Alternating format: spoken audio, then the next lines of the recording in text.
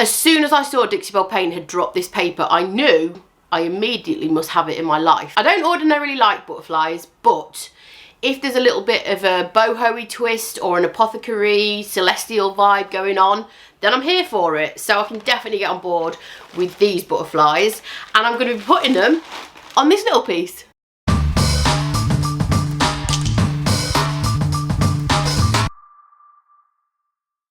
So, we've established I'm going to be doing a little bit of decoupage with this paper, and I'm going to skip all the prep for you. We're not going to be doing any prep today on this video. I've already done it and I haven't filmed it because this piece was waxed, and I've already done a video on how to remove wax off a piece of furniture, which you can find at the top somewhere now if you want to go and have a look at that. So we're going to skip all of that. I have stripped the wax, I've cleaned it and I've sanded it, and we are ready to get straight into painting. So the first thing I want to do is just mask off the top, because I think I'm going to be staining that. I'm not going to be painting the top. Okay, that's all taped off. The first colour and my base colour is going to be green. I know, I'm so predictable. It's Midnight Green. It's from Dixie Belle's all-in-one silk mineral paint colour, and the reason I'm using this as my base colour, because I'm kind of going to be doing like a chippy distress look. Again, predictable. But the reason I'm going to be using this as my base colour is this has got a built-in stain blocking primer. Genius, I know. It's also got a built-in top coat, but the reason I'm using this as my base colour is because it's got a built-in stain blocking primer. This is pine. Pine does have a tendency to bleed through, therefore it is saving me a step having to prime separately. So it might actually help if I press the record button on my camera when I'm trying to film footage for content. Anyway, as you can see, I've put some green paint on here already. I'm using my synthetic brush just because this is the brush that I like the most, and I can speed paint with it because I'm just whacking it on. I am applying it slightly thicker than probably what I usually would, and I'm also purposefully creating a little bit of texture in the paint finish because it's going to be a bit layered and a bit distressed. I'm also going to be painting over these hinges because they're ugly. And yes, I know it's silk. Silk probably won't grip to it, but I'll be distressing it and making it look a bit worn and aged. So I'm hoping that'll turn out okay. And I'm also not going to be bothering painting this centre panel. I'm just going to leave that for now. So I'm just whacking this green on, and it's such a lovely colour. I haven't used this colour for such a long time, and I really should because it's absolutely fabulous. We're moving up here because I've got other stuff going on over there, and this is only a little piece, so I've just plopped it on my workstation. The next colour I'm going to use is a neutral. Hopefully that will become apparent why later, but before I put that colour on, I'm going to use something waxy as a resist because I want a chippy distress finish. And as you know, if you've paid attention when you've been watching my other videos, you'll know that water-based paints don't stick over the top of a waxy surface. That's why I always bang on about stripping wax off pieces before you paint them. And I've done videos on it before. So I'm going to do the complete opposite now. I'm going to put wax on to this piece so that my paint doesn't stick, and I'm going to use a candle. Obviously this is just a standard candle. You can see the end's been a bit chewed because I've used it before for this exact thing, but you can use anything. You can use petroleum jelly, you can use a candle, you can use an oil-based wax. Don't use Dixie Belle's Best Dang Wax because it's a water-based wax and you can actually paint over that. It won't really resist very well unless you're using silk. Silk doesn't really like any kind of wax, water-based or oil-based. But I'm going to be going over this with chalk mineral paint. So I do need something quite waxy. That's why I have got my candle out. I'm just going to heat it up slightly with a hairdryer so that it's a little bit softer. And I'm just going to place that on in areas that I want to make it kind of chippy. Heating it up does make it a little bit softer and just a little bit to add on to the areas where you want the paint to resist. I actually find that an oil-based wax works better than a candle personally, but this is the only thing that I had to hand at the moment in time, and you'll see why this doesn't always work for the best in a second.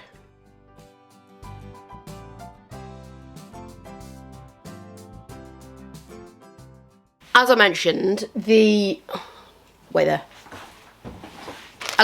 next colour I'm going to use is a neutral, and that's because the backing sheet of this decoupage, I'm going to be using this piece here of this decoupage paper because I've measured it. I have actually measured this time. It does fit on the front of this.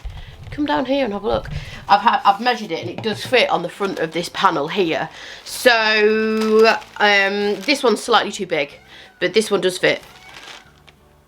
Can you hear the peacocks in the background? That's not somebody screaming for help. We've got peacocks. We've got wild peacocks that live in the village, and at this time of year, that's their mating call, and they're everywhere. They're absolutely everywhere. They're at the bottom of my garden, just over the fence, and it sends the dogs loopy. Anyway, back to the video. This is the piece that I'm going to be using. As you can see, the back of this is a kind of like a neutrally off-white beige kind of colour. So I'm going to be using the colour Sandbar because it's not quite a white. It's a taupey beigey colour. So I'm hopefully going to pull the background of that together with the use of this, and I'm going to put it on with a premium chip brush. I absolutely love these brushes. Not only are they very, very inexpensive, they're really good for any kind of decorative effects, for building texture, loads and loads of other things you'll see me using them for.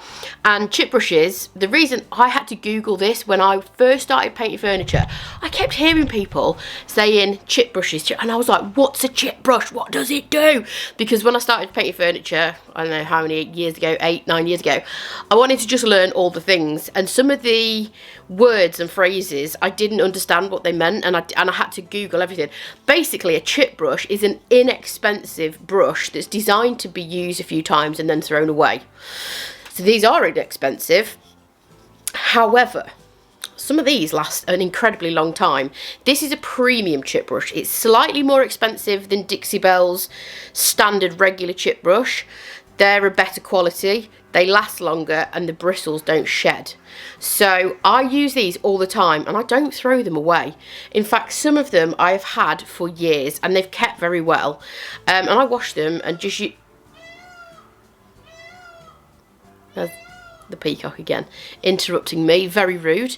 So I've owned these for years, some of these, and I use them all the time. I use them for loads and loads of different things. You'll see them feature quite a lot in my videos. I use them for putting wax on, I use them for painting, all the things. So that's what a chip brush is, just in case anybody didn't know, like I did when I first started out and I had to Google what it was. Also, please mind your own business about that pile of stuff over there. It's a working workshop, okay? I've got stuff everywhere. I've got actually 6 pieces in here at the moment. We're a little bit cramped. I'm not going to lie, capacity is probably 2 or 3 at a push. So 6, we're on top of one another. So that's what that pile of stuff is there. Just look this way, avert your eyes. I'm using a stippling motion because, number 1, I want a little bit of texture, and number 2, you generally get really good coverage in one coat when you do this method because it does apply the paint a lot thicker than just brushing it on in the standard way.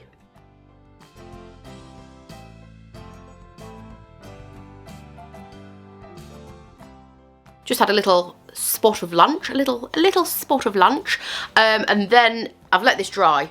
It's quite sunny today, so drying time is good, and this is completely dry now. The next colour I'm going to use is this one. It's called In the Navy. It's Dixie Belle's Darkest Blue, I think. Is it? I think so.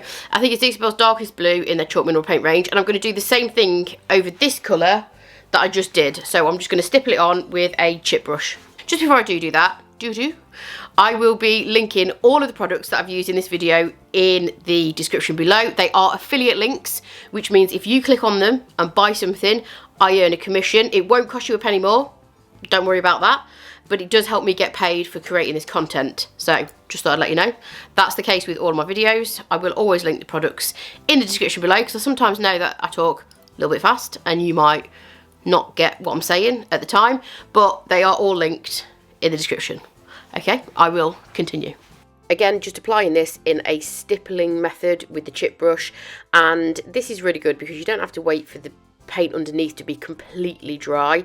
It is touch dry, but if I was to brush it on, it could have disturbed it underneath, so stippling it on is really good when you're trying to add texture and layers. So, it's the next day. What I should have done with this is distress this yesterday, because the longer you leave the things that I've put on to dry out, come here, the harder it is to distress and get that chippy look. But I just ran out of time yesterday and had to go and pick the kids up from school, so I didn't get round to distressing it. So usually I'd have just waited until it was just touch dry and the wax that I put on with the candle wasn't completely dry either, and unfortunately that's not the case. So I'm just going to have to distress it as best I can. I've got this. I'm going to start out with this. It might not be enough. I might have to resort to the electric sander, and if that doesn't work, I can do something else to make it look like it's chippy. So we'll just see what it looks like when I'm scraping off with this. This is just like a, I don't know what it is actually. It's just like a flat filler blade type thing. I think it's for body repair on cars, but it comes in very handy for this kind of thing. Not really working that well, so I'm going to turn my electric sander on and see if I can distress it a little bit with that, although I don't always like doing it with my electric sander. It's a little bit too harsh, so I'm just going to turn on my sander. Come here, come here, come here. On my sander there's a button where I can turn the power down, so I'm going to turn it right down, and I've got a sheet of sandpaper on here that I've used to prep a couple of pieces, so it has worn down quite a lot. So I'm just going to go steady and see if I can distress it with this. So as I mentioned, ideally this should have been distressed a lot sooner, because you want the paint to be quite soft, and that lends itself quite well to that kind of chipped look, whereas now the paint's dried overnight and it's gone a lot harder, so it's going to be a lot more difficult to get that chippy distressed look. Not as much chippiness as I wanted, definitely not as much green peeking through as I wanted. So it's okay, it's okay. We can rectify it. What you can do is just give the impression that it's chippy by using something like this. You can use, this is just like a artist palette knife thing. They come in all different shapes and sizes. This is just the first one I found in my collection. You can also use a spatula, a scraper, a bit of wood, but I'm just using this because it's quite a small piece and I just want to be able to control where I'm putting the green rather than use something too big and go in a little bit too heavy. So all I need to do is put a bit of paint on the spatula or whatever you're using, palette knife. Is it a palette knife? Yes, palette knife. Is it? I think so. Anyway, put a bit on there, like not too much, and then just where you want it to look like the green is coming through, you just simply scrape it over the sides and keep it flat, because that way you will get the irregular distribution of paint. That sounded very posh, didn't it? You'll get an irregular distribution of paint on the surface. If you start moving it around, it'll look a little bit contrived. You just want it to look a little bit rough and ready. And the good thing about this is, even if you do put a bit of paint on and you think, oh no, I don't like that, you can just go over the top of it with blue. It's a really easy, safe way to kind of add the look, make the piece look chippy without it actually being chippy and distressing it for ages and all the rest of it. So what I'll probably do is keep working this colour up, let that dry, and then I might go over the top of it with some other colours. I don't know yet. I'll just keep putting the green on, see how it goes. So my original plan for this piece was to have it mainly dark blue, because there's quite a lot of blue in the butterfly wings with little pops of green. However, that changes a little bit further on down the line, but at this moment in time I still had that as a vision. So after I had put the green on with the spatula, I then went in within the navy and just reduced some of the areas where it was a little bit heavy or a little bit thick. Now for the decoupage. So I'm going to be putting this on here. It just fits. I've measured it. Well, I haven't measured it, I've just held it up to it, but it does just fit, like the pattern just fits on that little square bit.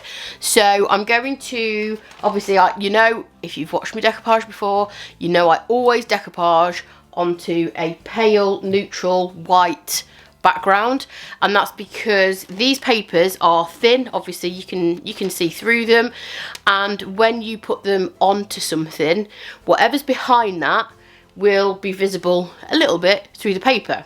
So if you wanted this to be really dark and dingy, you could put it on a dark background, but that would dull the lighter colours in the paper.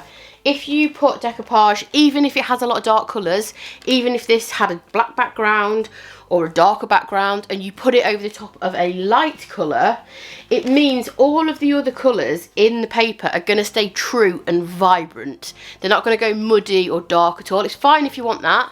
Fine if you want that look, but I don't. I want these colours to stay nice and true and vibrant. And I'm going to be sticking it on using nothing special, just some top coat. So this top coat, which is Satin, the reason I usually use Satin for decoupage is because it's got a gel consistency, so it's not runny, it's not too sticky, it has quite a decent open time, it's quite forgiving. The flat matte top coat, a little bit runny. The gloss one, also a little bit runny. Satin is just right. It's a gel consistency. You can stick your decoupage down with this, and you can also seal your decoupage with this as well. This is only a very small panel, as you can see, that I'm applying this decoupage to, but I do want to make sure that it's central and level. So I'm just going to put a little bit of the clear coat onto the very top part of the panel, and then I can position my paper without having stuck it down on the entire thing. As you can see, you can reposition it. The paper does get a little bit delicate once it's wet, but this top coat isn't sticky and tacky. It's adequate enough to stick decoupage down. I've been using it for a very long time, but it doesn't have that sticky feeling like PVA glue does or similar things, which don't allow you to reposition your paper. Once it's stuck down, there's no chance of it coming back up again. It'll just rip. So once it was in a central position, I then just used the top coat and put it on the rest of the panel and just flattened the decoupage paper down with my hand, making sure there's no wrinkles in it, and then I walked away. Leave it to dry. I always leave my decoupage to dry fully before I use some sandpaper, just to make sure the edges are nice and smooth. Once it's trimmed down, I like to add another couple of layers of clear coat just to make sure it's sealed and protected. So I like it, but I feel like it could be more. Go hard or go home, I think, with this piece. So I'm just going to add some more colours. I'm going to pick out some of the colours on this butterfly or moth, whatever that is. So it's got a little bit of reddy orange there. So I'm going to use a little bit of rusty nail, and I'm going to use a flat spatula just to add it in the same way that I did before. Obviously, this is the point where I realised the piece that I had visioned wasn't really working. So the dark blue and the decoupage panel were just too far apart in terms of colour. The light background versus the dark rest of the piece just wasn't working. So this is when I decided to start pulling other colours in. I'm not somebody that washes my implements as I go, so I'm resorting to a silicone spatula to apply the next layer. You can pretty much use anything to apply the paint with this method. As you can tell here, I've used several different implements during the creative process. This colour is Dusty Blue, and I will shortly realise that that is probably the colour that I was looking for all along. I used a little bit of Rebel Yellow as well, and Dusty Blue was really the colour that was really tying in well with the decoupage paper on the front. I did sand those layers back just to soften them up a little bit, and at this point I'm kind of just playing around with things. I went back in with the darkest blue, which was in the navy, because I was still fighting with my head over this, trying to be a darker kind of blue shade. But there were areas of the distressed parts where you could see quite a lot of the dusty blue, and it looked really pretty against the butterfly, and I felt like it was quite a good match. So I quickly changed to dusty blue. I didn't even wash my brush. I double dipped, and I went in with dusty blue.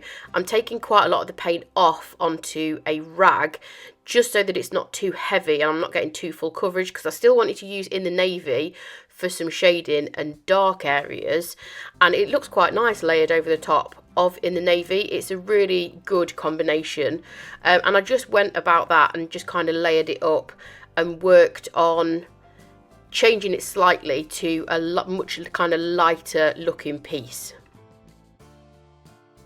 So as you can see, it's now a lot lighter than what it was. I'm just bringing back a little bit of that rusty nail in some of the panelled areas, and that just makes the kind of butterfly pop a little bit and just ties in those warmer tones that are in the butterfly's wings at the bottom. And it also just helps make the piece look a little bit more cohesive, like it's all kind of one colour scheme, instead of before how it was just like the centre panel in the decoupage and then everything else was dark blue. And then I just distressed it with some 220 grit sanding paper. This wasn't quite dry either, so this actually makes quite an interesting technique in its own, because when you are sanding paint that's wet or not quite dry, it gives a much different and softer effect than if your paint is completely dried.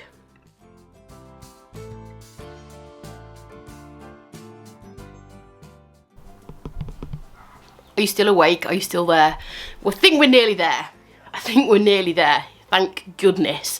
So the top is obviously sanded pine, and I like it because it kind of ties in with the decoupage panel. It's kind of neutral, so it kind of ties out. However, I am going to use Dixie Belle's Voodoo gel stain. I'm using the colour Bleached Cypress, and that's just going to help kind of eliminate the kind of newness of it, because I want it to look a little bit older. So I'm going to use this, and then I can wax it, and I think we're done. I need handles actually as well. Need to locate some handles for it. So this is a water-based wood stain. It's super easy to use. I've used it in a lot of my other videos, so I'm not going to go too much into it in this one, but all I'm doing is basically rubbing it into the wood grain with an applicator pad, and it just changes the colour of your wood. So you can either go lighter or darker with this. I'm just going slightly lighter, and also just eliminating that kind of yellowy orange tones in the wood, just making it look a little bit more neutral. And then finally I'm going to use wax, which is something that I use quite a lot in my projects, and it's just my preferred way of finishing a piece. You can use a water-based top coat, but I'm using wax. So first of all, I did a coat of clear wax all over and applied it with a sponge, and then I'm using one of those chip brushes again, and I'm just using a little bit of brown wax in the recesses to add a little bit of shading and dimension. And this also adds that kind of antique-y look because it's brown. Obviously it's going to look different on different colours, so over the top of a darker blue versus over the top of a beige, it's going to look very different, but essentially it just adds that kind of hint of kind of antique-y warmth to it. Once you've done your waxing, you just need to make sure you buff it all with a lint-free rag, and I didn't film that part because I was just ready to finish this piece and show you the finishing look. I managed to find some handles in my stash that I think work well with it. Here's a few close-ups of the finished look. I love these two colours together, they're very dramatic, and I absolutely love that decoupage paper.